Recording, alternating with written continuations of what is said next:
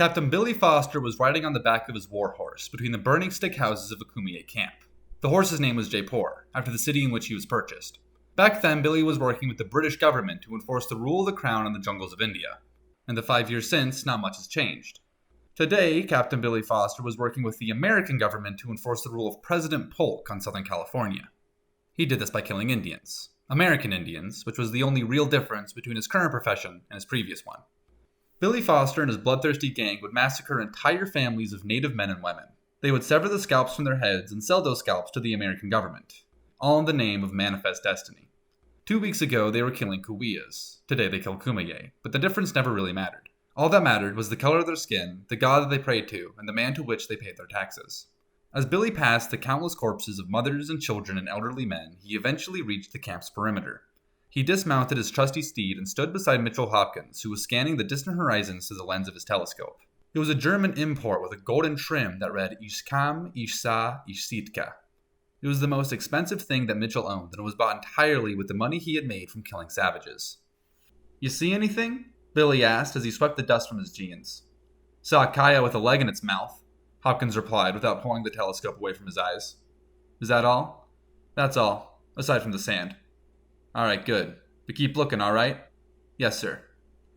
Mr. Hopkins had once been savage, no different from the men and women whose corpses had paid for his telescope. But as a young child, he was taken by white men and given a proper education, complete with a proper European name. Mitchell Hopkins. As Mr. Hopkins scanned the horizons again and again, there was a shout from the opposite side of the camp. "Hey boss, take a look at this." Billy Foster slung his rifle over his shoulder and made his way to Cardinal, who was standing above the mangled body of an elderly woman. "What is it, Cardinal?" "Take a look at this," Cardinal said as he tapped the old woman's head with the toe of his boot. "What about it, Cardinal?" "Her hair! She's got white hair!" So? You think them boys in the governor's office are gonna think a scalp of white hair belonged to an Indian? Well, shift fire, Cardinal. You can just take her whole head if it means that much to you. Cardinal nodded, then knelt down and got to work. With the bone tomahawk he wore on his belt, he slowly cut through the grandmother's neck until it was held to her body with nothing more than a thin ligament. He placed the tomahawk to one side, then pulled a gut-hook knife out from his boot and severed the little tendon. He hoisted the old woman's decapitated head into the air and tossed it into a burlap sack, alongside the countless taken scalps of her family. As the Cardinal gathered his tools and fastened them back in their proper place, Billy Foster crossed the desecrated camp for a second time and stood beside Hopkins at the campground's perimeter. "How's it looking, Mitch?" "Still looking good, Billy." "Oh shit, strike that." "What? What is it?" Hopkins handed the German telescope to Billy, who peered through its lens and scanned the horizon. "What exactly am I looking for, Mitch?" "There's a savage on horseback, between the cactus and the tree." Billy scanned the horizon again and found it. There was a young man, dressed in leather and a bull-hide helmet, perched on the back of a warhorse. Her mane was braided with feathers and her left ear had been bitten off. They were standing between a saguaro cactus and a withering guava tree. A buzzard was sat in its branches. Billy Foster took a deep breath and pulled the telescope away from his eye. "Is it just the one?" "There's never just one."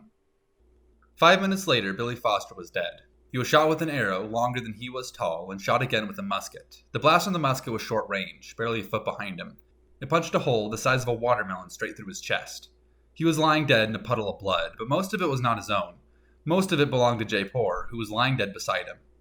The Cardinal was still alive, but beyond this technicality, his luck was just as bad as his captain's. He had been struck in the back by another arrow, just as long as Foster's, giving his slumped body the appearance of a hallowed hill with a flagpole mounted at its crest. He was squealing in pain like a prairie dog, and while his tomahawk was still on his belt, he didn't even think to grab it. Nor did he grab his gut-hook knife, which was holstered in his boot. Aside from the Cardinal's dog call, the rest of the camp was humming with sounds of excitement as Shoshone warriors bashed in the skulls of the still-living headhunters. They sorted through bags and stole belongings and burned the taken scalps. Weaving between the busily working warriors rode the party chief on his growling warhorse. He wore a crest of feathers and black face paint and a blood-stained wedding veil. His feet were adorned by cowboy boots, stolen from the dead body of a Sacramento sheriff. And while his warhorse had once been stark white, she had since been bathed so thoroughly in European blood that her fur had become a crimson red, from the tip of her nose to her unshod hoof. The horse's name was Hado, meaning close to the ground. The chief's name was Weir Suap. As he weaved between the busy warriors, he shouted commands in his native tongue. Not because his men did not know exactly what to do, but simply because he was excited. This massacre had been a complete success. Not a single member of Weirsuap's war party had been hurt, let alone killed, and the only surviving white men were grievously injured or running on foot. It wouldn't be long before they were dragged back and clubbed to death. Take their food and black powder, gather up their horses, and keep any that aren't injured, any that don't try to kill you. And I want you to burn the scalps they've taken, leave none to be found by vagabonds or vagrants. And of course, take plenty of trophies. The more the better. Somebody called out to the party chief from behind. Chief! This one ran. Weirsuap turned and found Mitchell Hopkins getting shoved across the sand with the point of a rifle at his back. The man that held the rifle was still shouting. He's not Mexican, and I don't think he's Shoshone, but he speaks it. Weirsuap leaned forward on the back of his horse and stared Hopkins dead in the eye. Is that true? You speak Shoshone? Yes, sir. Are you Shoshone? No, sir. What are you? I'm Paiute, sir. Weirsuap scoffed and shook his head. Paiute. And I always thought you were a proud people. Once, maybe. Not so much anymore. Do you speak white? Well, that depends. Do you mean French or English? Whatever it is you spoke with these bastards. We spoke English, except for Pierre, who only spoke French and Spanish. But none of us really liked Pierre. So do you speak white or not? English, sir. And yes, I do. Would you like me to be your translator? Weirsuap laughed. We have no need for a translator. Then why did you ask me? The party chief looked past Mr. Hopkins to the man with the rifle and gave another command. Cut out his tongue.